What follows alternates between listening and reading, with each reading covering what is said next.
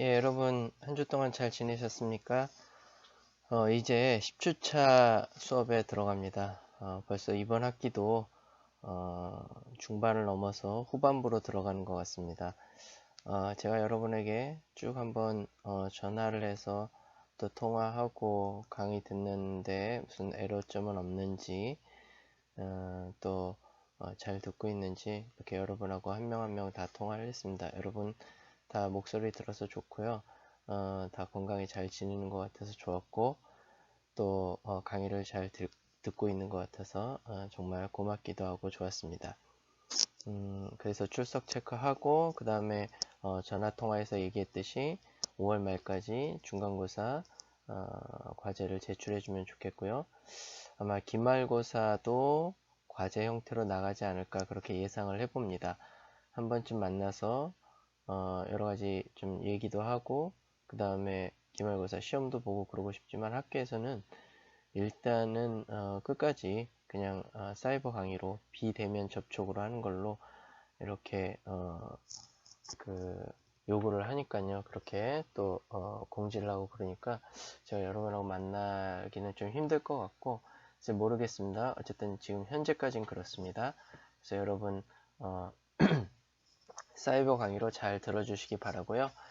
제가 실시간 강의로 안 하고 이렇게 파워포인트 파일 올리고 그 다음에 유튜브에 이렇게 동영상으로 올리고 그런 건 여러분이 시간 날 때 좀 자유롭게 들으시라고 그렇게 올렸습니다. 그래서 강의 들으면서 책도 보고 좀 밑줄도 치고 그 다음에 성경도 찾아서 그 책에 있는 성경 구절 다만 한 구절이라도 이렇게 읽어보면 이래서 이 성경 구절이 이걸 얘기하는 거구나. 그리고 여기서 이렇게 얘기하는데 성경이 이렇게 나와 있기 때문에 이렇게 얘기하는구나. 그런 거를 좀 알 수 있습니다. 그래서 그냥 책만 읽는 것과 그냥 강의만 듣는 것과 성경을 그래도 좀 찾아보면서 관련 성경 구절을 찾아보면서 읽는 것과는 좀 많이 차이가 있으니까요. 그렇게 강의를 들어주셨으면 좋겠습니다. 예, 그럼 이제 본론으로 들어가서 오늘 제 10장 그리스도와 기독론인데요. 여러분 책 320페이지입니다. 우리가 이제 앞에서 쭉 봤듯이 신약 성경에서 명료하진 않아도 각각의 그 다양성의 요소가 있지만 그래도 통일성의 요소가 있죠. 그게 바로 그리스도다. 여러분 책 320페이지에도 나와 있듯이요. 특별히 이제 승천하시고 하나님의 아들로 추앙받는 그리스도와 그 다음에 나사렛 예수는 뭡니까? 역사적인 예수. 이 땅에 발을 딛고 살았던 그래서 살면서 갈릴리와 그 다음에 예루살렘 팔레스타인 지방에서 말씀하시고 활동하셨던 그러한 예수님과 사이의 통일성 그것이 있다라는 거죠. 그래서 예수님은 십자가에 처형되셨지만 십자가에 못 박혀서 죽었지만 동시에 부활하신 분이고 이러한 그 두 가지가 초대 교회의 그 핵심 선포 중심부에 다 들어가 있다라는 거죠. 그래서 밑에서 세 번째 줄 여러 가지 신앙 고백이 있어서 공통된 것은 예수, 즉 나사렛 예수가 지금 메시아 하나님의 아들 그리고 주님이 되셨다고 하는 확신이다라는 거예요. 그냥 이 땅에서 선지자로만 생각했던 예수님, 나사렛에서 태어나고 나사렛에서 무슨 선한 것이 나겠느냐. 이 갈릴리도 그렇고 나사렛도 그렇고요. 사마리아 지방하고 비슷한 취급을 받았습니다. 유대인들한텐. 유대인들은 사마리아 사람들 굉장히 증오했고요. 사마리아 지방에 발을 디디려고도 하지 않았죠. 그래서 삥 돌아가고 그랬습니다. 갈릴리 그 지방도 좀 그랬어요. 하층민들이 사는 지방. 우리 유대인이라고는 조금 뭐 2등 유대인 뭐 이 정도로 생각했습니다. 이 예루살렘과 그 밑에 지방에 있는 유대인들이요. 거기서 나온 예수님이 말씀을 전하고 그 다음에 여러 가지 이적을 일으키고 그 다음에 정말로 권위 있는 가르침 성전에서도 그렇고 회당에서도 그렇고요. 그렇게 해서 많은 사람들의 반향을 일으켰는데 그 예수님, 나사렛 예수님이 메시아였고 하나님의 아들이었고 우리의 구세주였다라는 그러한 확신, 이것이 이제 공통적인 요소였다라는 거죠. 321페이지로 가셔서 네, 그래서 구약 성서는 세 번째 줄, 구약 성서는 모든 1세기 기독교회의 자기 이해의 근본이 되었다. 그래서 한 줄 내려가 보면요, 구약 성서가 신약 성서의 하부 구조를 제공했다라는 거죠. 이 말은 뭐냐면 예수 그리스도의 사건, 십자가의 사건, 부활의 사건, 예수님의 가르침, 그 사건 안에서 그것을 기반으로 구약 성서를 해석했고, 신약 성서도 그 구약 성서가 신약 성서의 하부 구조를 제공했다라는 그런 말입니다. 예수님의 빛 아래에서, 그 사건 아래에서 구약 성서를 해석했다라는 거죠. 예. 그래서 그리스도의 계시와 관련해서 또는 그것의 빛에서 해석되는 경우에 한해서만 타당성이 있었다. 예. 그렇게 보는 겁니다. 그래서 초기 기독교 예배는 어때요? 예수님이 행한 바에 대한 인식에 의해서 특징 지어졌고 그것에 집중되었다. 즉 예수님의 가르침과 예수님의 활동, 거기에 집중돼서 예배를 드렸다라는 거죠.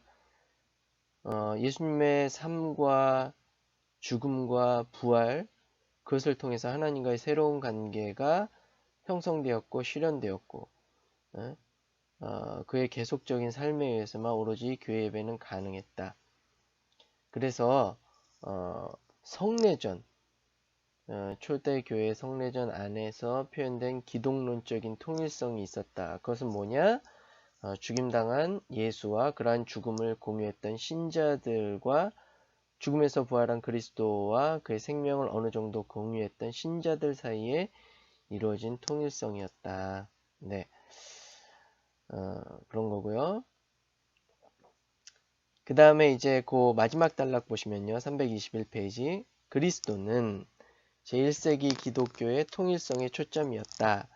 그 그리스도는 과거에도 계셨고 지금도 현존하시며 또 예수 전승의 그리스도이며 동시에 신앙의 그리스도다라는 겁니다. 뒤에 가서 조금 언급하겠지만 지상의 예수, 즉 역사적 예수와 신앙의 예수, 이게 이제 조금 차이점이 있다. 아니 예수님은 예수님이지 역사적 예수는 뭐고 신앙의 예수는 뭐냐, 뭐 이렇게 물을 수도 있겠지만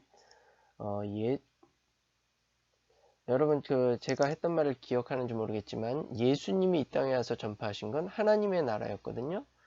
근데 그래서 이제 선포하는 자였습니다.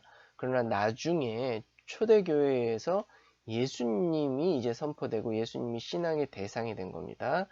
하나님 나라라기보다도. 그러나 이것이 다른 것이냐? 아니다. 같은 것이라는 거예요. 바로 하나님의 나라가 예수 그리스도를 통해서 예수 그리스도 안에서 계시되고 전파되었다라는 거죠. 그러한 점에 있어서 이제 다양성이 통일성으로 이렇게 모아지는 겁니다. 네, 그래서 보시면 서론에서는 메시아 하나님의 아들 주님 요거는 얘기했고요. 구약성서 하부구조, 성례전, 기독론. 이제 기독론에 대해서 이 10장이 그리스도와 기독론이잖아요. 기독론이 뭡니까? 예수님이 누구이냐. 어렵게 생각하지 마세요.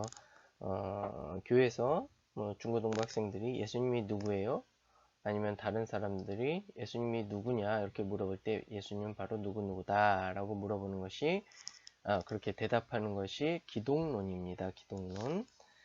그러면 초대 교회의 기독론은 무엇이었는가? 신약 성서에서 말하는 기독론은 무엇인가? 그것들이 어떤 다양성을 띠고 있는가? 네, 그거를 이제 10장에서 쭉 살펴볼 겁니다. 그래서 여러분 책 322페이지 보면 두 번째 단락 보면 다섯 번째 줄 1번 이렇게 있죠. 그래서 네 번째 줄에서 따라서 지상의 예수와 고양된 그리스도 사이의 통일성과 연속성, 그걸 얘기하고 있잖아요. 그래서 1번, 2번 있고 결국은 뭐냐? 323페이지 세 번째 줄 끝부분 어떻게 우리는 원시교회들의 즉 초대교회들의 신앙과 삶에 있어서 중심을 차지하는 그리스도와 선포된 그리스도 신앙의 대상 하나님의 아들이자 메시아 그리스도인 예수 그 그리스도와 우리가 알고 있는 예수 자신의 메시지 아까 얘기했죠. 예수님은 하나님 나라를 선포했다고요. 네. 그 메시지 그 다음에 예수님이 어떤 그 유대교나 율법에 대해서 가지고 있었던 그러한 이해나 태도, 자세 뭐 이런 것들요. 뭐 이런 것들을 어떻게 상관시킬 수 있겠는가? 또 어떻게 우리는 처음 기독교인들의 그리스도에 관한 다양한 주장들을 서로 상관시킬 수가 있겠는가? 그리고 어떻게 우리는 그리스도에 관한 신약성서의 상이한 주장들과 전통적인 기독교의 기독론적인 주장들을 관련 지을 수 있겠는가? 즉 요컨대 제1세기 기독교의 기독론은 제1세기 기독교의 다양한 표현들과 양식들 내에서 안정된 통일의 위치를 점유하고 있는가 그런 겁니다. 즉 제1세기 초대교회의 기독론은 성경에서 표현된 다양한 예수님의 표현, 기독교의 다양한 표현들과 양식들 내에서 어떤 위치를 차지하고 있는가 예, 그걸 이제 보는 겁니다. 예, 요거는 그래서 이제 패러그래프 50 역사적 예수와 케르그마적 그리스도 사이의 연속성 아까 얘기했듯이 나사렛에서 태어나고 갈릴리에서 활동하고 말씀을 전하시고 예루살렘에서 십자가에 달려 돌아가셨던 이 역사적 예수님과 그분이 하셨던 말씀 행적과 그 다음에 그걸 이어받아서 초대교회가 이제 예수님을 신앙의 대상으로 삼아서 예수님에 대해서 선포하고 복음을 전했던 그 케리그마적 그리스도 사이에 불연속성은 뭐고 연속성은 무엇이고 다양성은 뭐고 통일성은 무엇인가 그걸 한번 보도록 하겠습니다. 그게 이제 그리스도론에서 굉장히 기독론에서 굉장히 중요한 것이기 때문에 그렇습니다.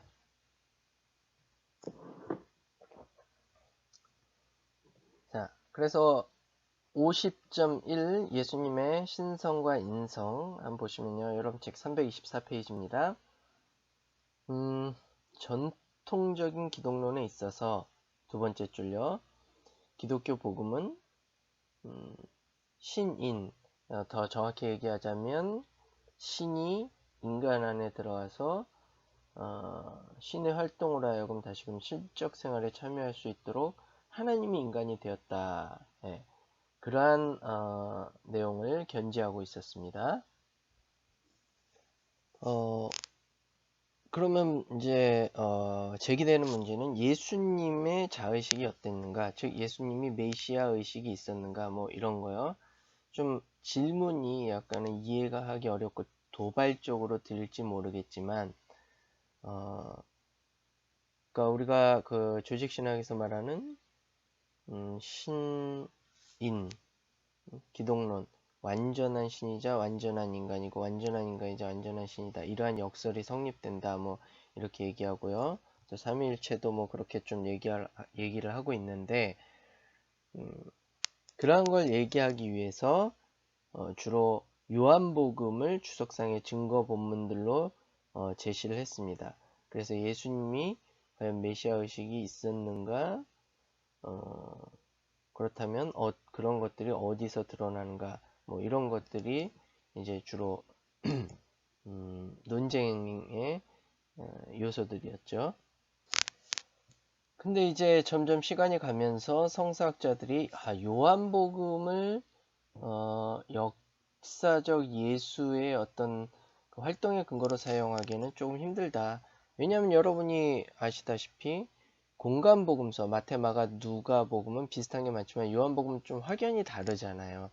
그래서 저자 요한이나 요한이 속한 공동체의 신학이 많이 반영되어 있단 말이에요.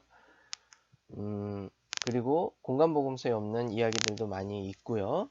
몇몇. 그래서 역사적 예수, 특별히 예수님의 메시아 의식을 표현하기 위해서 요한복음을 사용하는 것이 조금 힘들다. 뭐 이런 결론에 이르게 됩니다.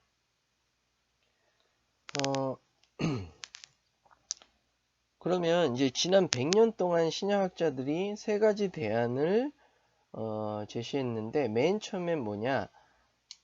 그 여러분 책 325페이지 중간에 A라고 나오죠. A번. 19세기 말엽에 가장 유행했던 대안은 역사의 예수와 신앙의 그리스도를 구분하는 것이었습니다. 흔히 말하는 자유주의 신학, 하르낙 같은 그런 사람들은 예수님이 결국은 최초의 기독교인이었다. 그 다음에 어떤 굉장한 뛰어난 도덕과 윤리가 혁명가의 모델로 예수님을 나타내려고 노력을 했습니다. 그 다음에 326페이지 B번 보이죠? 두 번째 대안은 예수의 복음과 바울의 캐리그마들 사이의 구분을 희미하게 하려는 것이었다라는 거죠. 이것이 주장하는 한 가지 사실은 캐리그마적 그리스도는 우리가 다루어야만 하는 유일한 대상이다. 그 캐리그마적 그리스도 배후에 있는 예수의 역사상을 얻는 것은, 예수의 역사적인 모습을 구하려고 하는 것은 불가능할 뿐더러 그럴 필요도 없다. 이렇게 얘기하는 겁니다. 왜냐? 불가능하기 때문에 그런 것도 있지만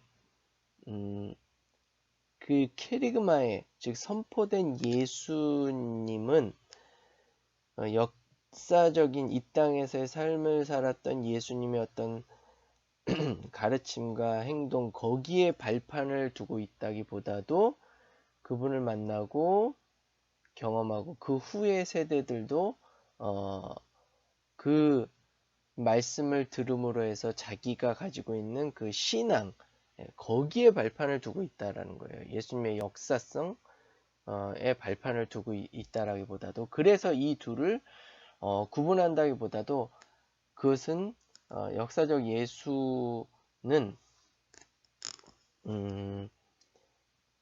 그 캐리그마적 예수를 위해서, 신앙의 그리스도를 위해서 그렇게 필요하지도 않고 또 구체적인 역사상을 얻는 것이 불가능하기 때문에 그렇다. 예. 이게 이제 두 번째 대안으로 나왔던 것입니다. 그런데 생각해보면 그 캐리그마의 예수, 신앙의 예수도 역사적으로 살았던 예수님, 그분이 하셨던 말씀과 행적과 이런 거에 발판을 두고 있거든요. 비록 그러면서 선포된 신앙의 그리스도는 많은 다른 모습을 하고 있을지 모르겠지만 어쨌든 거기에 발판을 두고 있다는 겁니다. 그래서 세 번째 대안으로 나온 게 바로 예수님의 메시지와 그리스도에 관한 캐리그마들 사이의 관련점들을 들춰내고 추적하려는 시도다라는 거예요. 327페이지 첫 번째 줄 바로 그거죠. 그것은 오늘날 우리가 재발견할 수 있는 역사적 예수의 메시지가 충분히 우리에게 그 메시지의 특징과 강조점들을 제공한다는 사실을 믿으며, 또 이들 가운데 어떤 것은 초기 캐리그마들의 특징적인 기독론적 강조점들의 일부분을 충분히 설명할 수 있을지 그 여부를 발견하려고 애쓴다라는 겁니다. 예. 그럼 그 대표적인 공통점이 뭐냐? 하나, 두 줄 내려가세요. 끝부분에 두 가지 측면, 예수의 메시지의 두 가지 측면. 첫 번째 미래지향적인 강조, 두 번째 실현된 종말론. 요거는 초기 기독교들도 다 말하고 있고, 초기 기독교가 선포하는 신앙의 그리스도, 캐리그마 예수와의 어떤 상관관계를 제공하는 아주 중요한 두 가지 요소다라는 거예요. 그래서 기독론적이고 종말론적 의미를 함축한 주장으로 해석할 수 있다. 네, 그렇게 얘기를 하는 겁니다. 그러면 그 연속성이 없느냐? 그렇진 않다라는 겁니다. 여러분 책 328페이지 중간에 보면 이제 마르크센이라고 나왔는데요. 윌리엄 막센입니다. 막센 같은 학자는 특별히 마가복음의 이제 메시아 그거는 이제 브레드가 한 건데요. 막센의 영향을 많이 받기도 했습니다. 어쨌든 네, 그 막센은 그렇게 얘기를 합니다. 328페이지 밑에서 네 번째 줄, 따라서 예수의 메시지와 처음 기독교인들의 캐리그마 사이의 연속성은 부활절 이전에 이미 많은 사람들이 예수를 믿었고 또한 예수의 말들과 행위들을 선포했다는 사실과 따라서 그 당시에 예수에 대한 선포 행위 속에 놓여 있는 것이다. 다시 말해서 선포자 예수와 선포된 자 예수 사이를 연결하는 것은 곧 선포자로서의 선포된 예수이다. 예? 마저 읽어보면요. 똑같은 기본적인 요점이 보다 일반적인 의미에서 제시될 수 있다. 즉 예수는 그의 청중들이 예수 자신을 하나님의 계시의 수단으로 이해하게끔 그렇게 하나님을 선포했다라는 거죠. 자, 이 말이 무슨 말이냐? 역사적 예수와 그 다음에 캐리그마적인 예수, 신앙의 예수 사이에는 연속성이 있는데 그게 뭐냐? 예수님도 당신 자신을 하나님의 계시의 수단으로 선포했고, 즉 예수를 통해서 하나님 나라가 열렸고 시작되었고, 예수를 통해서 이제 하나님 나라가 완성된다라는 거 그렇게 표현했고, 청중들도 그렇게 이해했기 때문에 예수를 이제 구세주로 믿고 메시아로 믿었으며 신앙의 대상으로 삼았다. 이런 의미에서 두 개의 연속성이 있다. 네, 이렇게 보는 겁니다. 그렇게 주장한 겁니다. 네, 그래서 아까 설명한 게 뭐 이런 것들이고요. 그러면 50.2 우리는 캐리그마적 그리스도와 역사적 예수 사이의 연속성에 대해 무엇이라고 말할 수 있는가? 이제 그것이 330페이지 패러그래프 50.2에 나와 있습니다. 자, 그러니까 패러그래프 50.2의 중간 부분 까만 글씨 보면 말하자면 캐리그마는 예수의 교훈을 재현하기 위해서 의도된 것이 아니었다. 이렇게 말하고 있는데 이게 무슨 말인지 잘 모르겠죠. 그러니까 선포, 예수님에 대한 선포는 예수님이 말씀하셨던 것, 예수님이 우리에게 주셨던 교훈, 뭐 이런 것들을 단순히 앵무새처럼 이렇게 어, 되새기는, 재현하는 그런 것만은 아니었다. 그럼 뭐냐? 바로 그것을 선포하는 초대교회의 신앙 고백이었고, 또 초대교회와 초대교인들의 삶의 해석이었다라는 거죠. 네. 예를 하나 들자면 그 밑에 줄에도 나와 있지만 이제 그 예수님의 식탁 친교, 예수님은 가난한 사람들, 그 다음에 세리와 죄인들과도 먹고 마셨고요. 이제 제자들을 불러서 같이 먹고 마시면서 이러한 이게 이제 바로 예수님의 식탁 친교였잖아요. 근데 이제 이것이 초대교회로 가면서 세례 또 주의 만찬이 결부되고 그런 것 모두가 그리스도의 죽음을 상징하는 분명한 제2행위로 변하게 됩니다. 이런 이 두 개와의 연속성이 어디 있는가? 이거를 말하기는 쉽지 않다라는 거죠. 그런 말을 하고 있는 겁니다.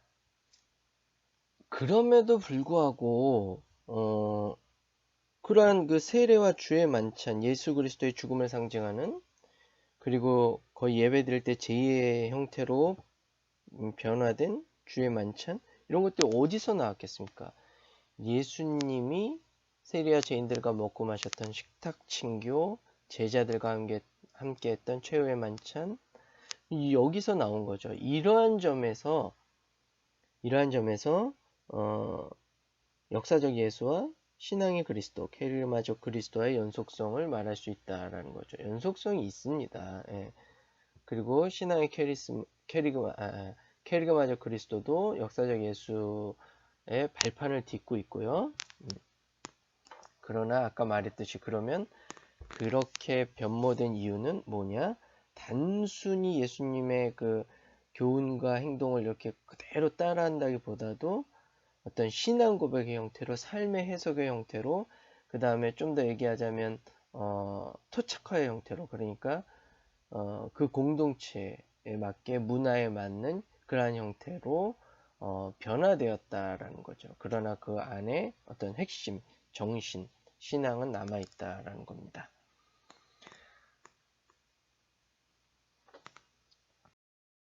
그러면 패러그래프 50.3 331페이지 중간입니다. 예수님의 메시아 의식. 여기 제가 제목을 이렇게 했는데요. 책에 있는 제목은 예수의 옹호에 대한 기대죠. 그러니까 예수님의 메시아 의식을 얘기하는 겁니다. 즉, 예수님이 운명적으로 당신의 고난을 예견하셨겠죠. 예, 그냥 그것도 예견 못하고 갑자기 잡혀갖고 십자가에 달려 죽었다? 그렇게는 보이지 않습니다. 복음서 성경에도 그렇고요. 예수님은 운명적으로 당신의 고난을 십자가의 죽음과 부활을 예견하셨죠. 그런데 그런 당신의 죽음이 예수님이 전했던 하나님 나라, 그 다음에 그 하나님 나라의 현존과 임박한 종국, 종말론적인 기대, 그것과 전혀 무관하냐? 그렇지 않다라는 거예요. 바로 그것과 굉장히 밀접하게 연관되어 있다라는 거예요. 332페이지에서 그 까만 줄이 얘기하는 게 바로 그런 겁니다. 예수님이 이러한 죽음에 대한 예견을 그 나라의 현존과 임박한 종국에 대한 자신의 신념 속에 통합하지 못했다고 하는 것은 거의 믿을 수 없는 일이다. 즉, 예수님의 죽음과 부활, 이것을 당신이 계속 전했던 하나님 나라의 도래와 그것도 임박해 있다라는 어떤 종말론적인 신념, 하나님이 통치하신다라는 하나님 나라의 선포, 신념과 밀접히 연관되어 있다라는 거고, 그 말은 어떻게 연관되어 있느냐? 그 말은 이제 내가 죽음으로써, 희생함으로써, 십자가에 달려 돌아감으로써 하나님 나라가 계시된다, 열린다, 그런 거죠. 그래서 그래서 이제 그 단락 끝부분에 보면 예수는 자신의 죽음 저편에 있는 모종의 옹호, 즉 그의 말과 행위에 대한 하나님의 비준을 바라보았다. 그렇게 얘기할. 이 말이 무엇이냐? 예수님이 당신의 죽음, 십자가의 죽음과 고난과 죽음, 부활을 자신의 임무가 무효화하는 것으로 생각하지 않았다는 거예요. 난 이제 죽음으로써 내 임무가 이제 내가 선포한 것이 다 이제 그 말짱 헛것이 되는 게 아니냐. 그게 아니다. 오히려 내가 선포했던 것이 이제 시작되고 이루어질 것이다. 나의 죽음과 고난과 죽음을 통해서 또 부활을 통해서 이렇게 생각했다라는 거죠. 그런 의미에서 이제 하나님의 비준이고 또 하나님이 예수님을 옹호하시는 거다. 그런 의미라는 겁니다.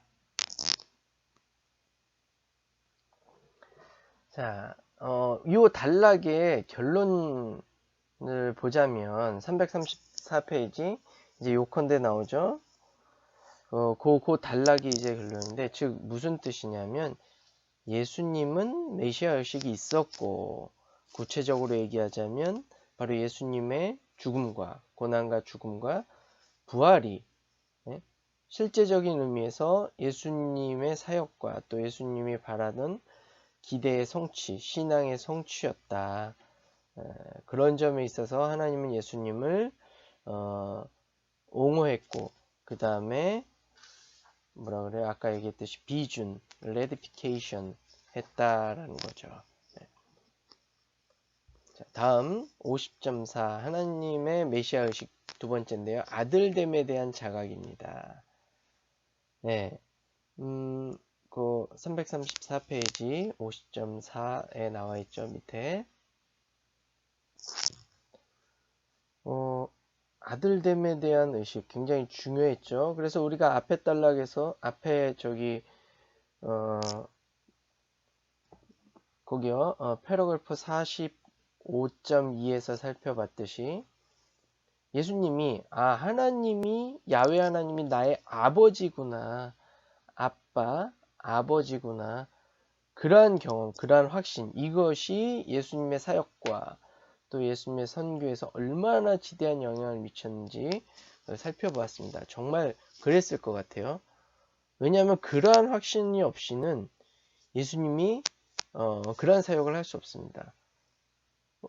유대 당시에 굉장히 유대교는 아주 종교적으로 엄했고요. 그쵸?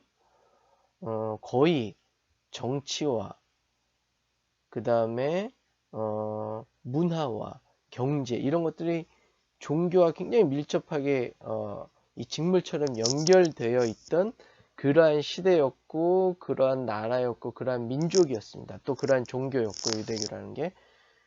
그런데 이 예수님이 이러한 확신이 없었다 그러면 그러니까 당신이 하나님의 아들이고 아버지 야훼 하나님이 나의 아버지구나 이러한 확신이 없었다면 그러한 유대교에 맞서서 싸울 수 없었고 유대 종교 지도자들에게 맞서서 단대히 복음을 선포하기가 어려웠겠죠.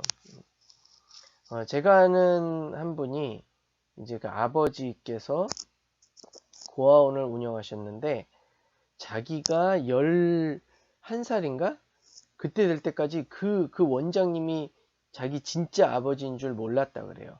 그러니까 자기도 그 고아들과 함께 먹고 자고 그랬던 거죠. 근데 이제 어느 날 그 아버님이 건강상의 문제로 이제 내가 고아원을 운영을 다른 사람한테 넘겨야겠다. 그리고 우리 가족들은 빠진다. 우리 고들은 이제 여기서 나가야겠다. 그렇게 하면서 이제 자기 가족을 데려 나가는데 자기가 그 원장님의 고아원 원장님의 진짜 아들이었다라는 걸 그때 알은 거예요. 그때. 그때 그냥 자기가 완전 자신감 충만했다 그러더라고요. 나도 진짜 아빠가 있구나. 그래서 참 마음 찡한 얘기인데 그분이 그렇게 고아들과 진짜 자기 아들을 차별하지 않고 이렇게 사랑했다라는 거죠. 그래서 그분이 그렇게 얘기를 하는 거예요. 그랬죠. 11살 땐가 정말 자기 그 원장님이 자기 아빠였다는 걸 알았다. 그때 이제 자기가 굉장히 모든 거에 자신감을 가지게 되었다라는 겁니다. 예수님도 그 비유하자면 그러지 않았을까. 거기에 대해서 얘기를 하는 겁니다. 이 패러그래프에서는요. 그럼 예수님은 그냥 당신만 하나님과 아들과 아버지의 사이였냐? 그렇지 않고 제자들도 하나님과 아들과 아버지의 사이다. 그래서 우리가 하나님 아버지라 부를 수 있는 거죠. 그걸 가르치셨다라는 거죠. 그래서 그런 것들이 마가복음 11장 25절, 마태복음 쭉 성경 구절이 나와 있죠. 한번 찾아보시고요. 335페이지 5번째 줄. 그래서 예수는 하나님께 까마한 것입니다. 예수는 하나님께 대한 그의 제자들의 아들됨과 자신에 대한 그들의 제자됨 사이의 관련성을 깨달았던 것으로 보인다. 따라서 제자들이 아빠라는 용어를 사용할 때에 그것은 어느 정도 그들과 자신과의 관계에 의존되었고 그들의 아빠 호칭은 예수의 아빠 호칭으로부터 그들의 아들됨은 그의 아들됨으로부터 유래했다. 만약에 이것이 부활절 이전의 제자직을 선명하게 특징 짓는 것이라면 즉시 주목할 만한 사실은 부활절 이후의 상황 속에서 아들됨은 다시금 하나님과 신자와의 관계를 묘사하는 중요한 방식이 되고 있다는 사실이다. 그래서 이제 예수님이 야훼 하나님과의 그 부자지간, 그러니까 아버지와 아들됨의 관계를 깨달았고 그것이 이제 제자들에게 가르쳤고 제자들이 초대교회를 구성해서 그것들이 이제 신자들에게 전수됐고 그랬다라는 거죠. 네. 그런 식으로 경험된 아들됨은 예수 자신의 아들됨에 의해서 결정된 것으로 이해되었다. 그래서 그들은 제자들도 그렇고 초대기의 교인들은 예수가 행한 대로 똑같이 그리고 그리스도의 영에 의존하고 있다는 자각을 가지고 아버지라 불렀다라는 거죠. 그래서 바울이 로마서 8장 15절부터 16절 뭐라고 얘기합니까? 너희는 다시 무서워하는 종의 영을 받지 아니하고 양자의 영을 받았으므로 우리가 아빠 아버지라고 부르짖느니라. 성령이 친히 우리의 영과 더불어 우리가 하나님의 자녀인 것을 증언하나니, 이렇게 얘기하고 있죠. 갈라디아서 4장 6절에서도 비슷한 말을 하고 있습니다. 자, 그러면 우리가 여기서도 역사적 예수와 신앙의 예수, 즉 캐리그마적 그리스도 사이의 연속성을 볼 수 있는 거죠. 뭐냐? 예수님이 그 아버지와 아들과의 관계를 경험했고, 하나님과 자신과의 관계가 아버지 아들과의 관계를 경험했고, 그것을 제자들에게 전수시켜줬고, 제자들도 초대교회를 형성해서 초대교회가 그 신앙을 이어받았고, 그 경험을 이어받았고, 예. 그런 점에 있어서 연속성이 있다라는 거죠. 그게 이제 335페이지 밑에서부터 336페이지 첫 번째 단락에서 얘기하고 있는 겁니다. 자, 그럼 이제 패러그래프 50.5 하나님 나라 성령에 대한 예수님의 경험. 네, 제목을 좀 풀이하자면 이겁니다.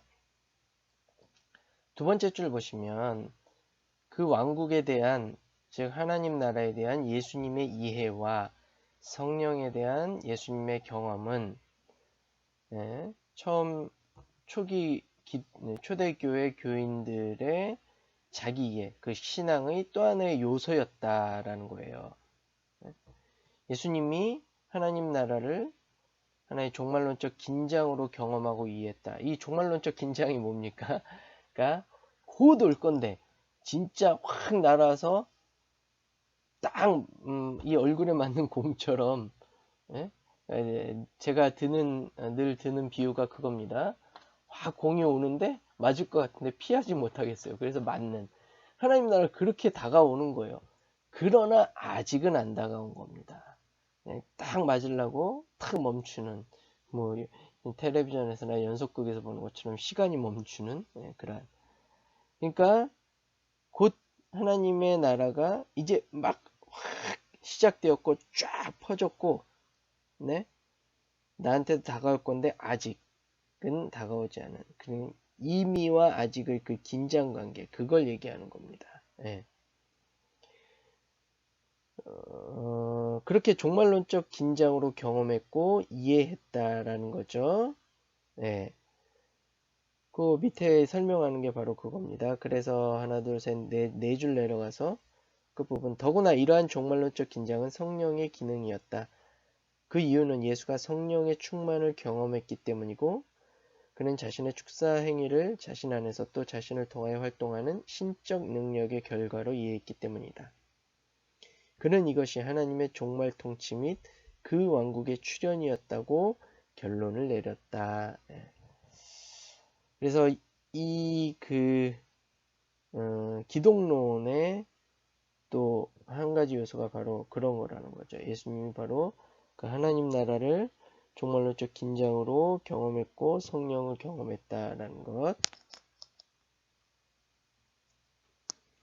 337페이지 그 첫 번째 단락 맨 마지막 줄 까만 것이요. 그는 자신을, 그러니까 예수님은 당신 자신을 성령에 의해 독특한 신분을 부여받은 자라고 이해하고 있으며, 아울러 성령이 자신의 지위를 독특하게 만들고 있다. 독특하게 만들고 있다고 인식하고 있다. 계속 이어서 읽어보면 제1세기 기독교 안에서 이러한 사실은 바울에게서 가장 뚜렷이 재현되었다. 그에게서 우리는 동일한 종류의 종말론적 긴장, 이미 수여된 은혜의 완성과 앞으로 완전히 실현될 왕국 계승의 미완성 사이에 그러한 종말론적 긴장을 본다라는 겁니다. 이렇게 역사적 예수와 캐리그마적 예수의 연속성이 보인다. 왜냐? 바울도 이런 예수님의 경험과, 그러니까 하나님 나라의 종말론적 긴장과 성령 체험을 전수받고 있기 때문에 그렇다라는 거죠. 그래서 이 책에서도 얘기하고 있는 게 그겁니다. 338페이지 가셔서 두 번째 단락 보시면 여기에서 다시 우리는 예수의 자기 이해와 처음 기독교인들의 자기 이해 사이의 유사성을 본다. 그러나 그보다 더 중요한 사실은 처음 기독교인들의 경험에 대한 설명은 예수 자신의 경험에 대한 설명에 근원을 두고 있다는 점이다. 그런 거죠. 그러니까 예수님이 경험하고 깨달았던 것, 그래서 선포하시고 말씀을 전하시고 행하셨던 거기에 기반을 둬서 초대교회와 제자들과 초대교회 바울도 그렇고 초대교회 교인들도 거기에 기반을 둬서 자신들의 경험을 설명하고 자신들의 신앙이 거기에 기반을 두고 있다는 거죠. 그런 점에서 이제 역사적 예수와 신앙의 그리스도, 케르그마적 그리스도는 연속성을 가지고 있다. 이렇게 얘기를 하고 있는 겁니다. 자, 그러면 이제 50.6, 패러그래프 50.6 요약을 한번 보겠습니다. 여러분 책 339페이지입니다. 요약하면 우리는 이제 역사적 예수와 케르그마적 그리스도 사이의 통일성과 연속성에 대해서 의미 있게 말할 수 있다. 하나의 통일성과 연속성은 단순히 부활절 이후의 신학적인 창조물일 뿐만 아니라 부활절 이전의 예수의 역사 내에도 충분히 고정된 위치를 점하고 있다는 사실이다. 그런데 그게 똑같은 것은 아니다라는 겁니다. 그러니까 예수님이 경험하고 깨달았던 것, 그것과 초대교인들이 경험하고 깨달았던 것, 그것이 완전히 그걸 아무 변화도 없이 재생했다거나 반복했다거나 똑같다거나 그건 아니다라는 거죠. 그게 이제 그 밑에서 설명하고 있는 겁니다.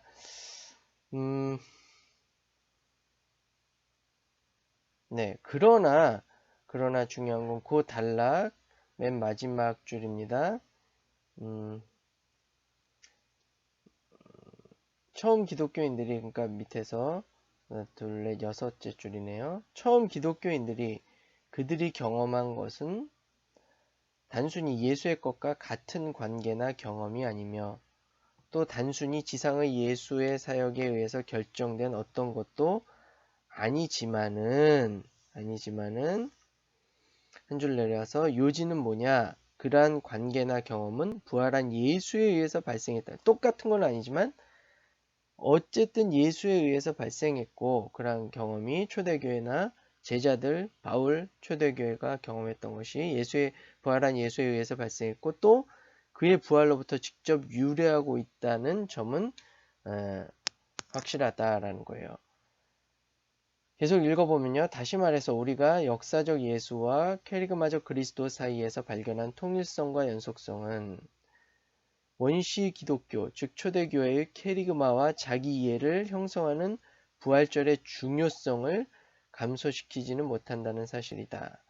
그렇지만 마찬가지로 부활절의 중요성도 부활절 이전에 자신의 선포와 자기 이해 속에서 예수에 의해 이미 성취된 핵심적인 역할을 축소시키지도 못한다. 그러니까 부활절이 더 중요하냐, 부활절 이전에 예수님의 어떤 그 말씀이나 행적, 가르침이 경험 이런 것들이 더 중요하냐? 이거를 뭐가 더 중요하다 말하기 힘들다라는 거예요. 둘 다 중요하다라는 거죠. 둘 다 영향을 미쳤다라는 거고요. 예, 그래서 계속 읽어보면요. 부활절 전에 이미 아버지 하나님에 대한 종말론적인 친근성은 어느 정도 예수에게 의존하고 있는 것으로 알려졌다. 우리가 앞에서 봤죠?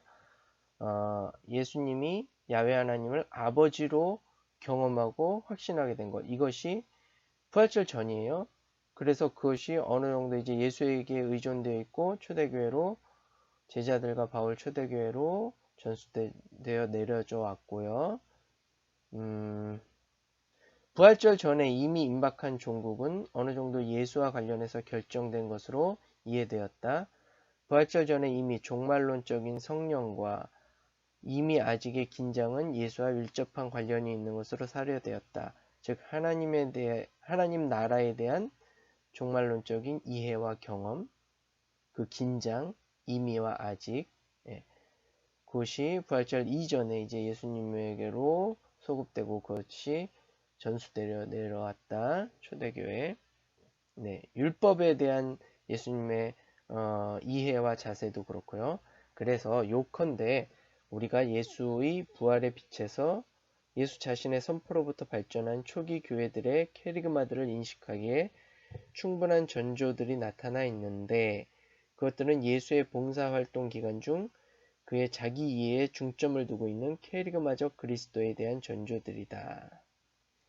기독교가 예수의 빛에서 구약성서에 대한 합법적인 해석을 적절히 요청할 수 있는 것처럼 캐리그마적 그리스도는 예수의 부활의 빛에서 역사적 예수에 대한 합법적인 해석을 요청할 수 있는 것이다. 예, 이렇게 결론을 냈도록 하겠습니다.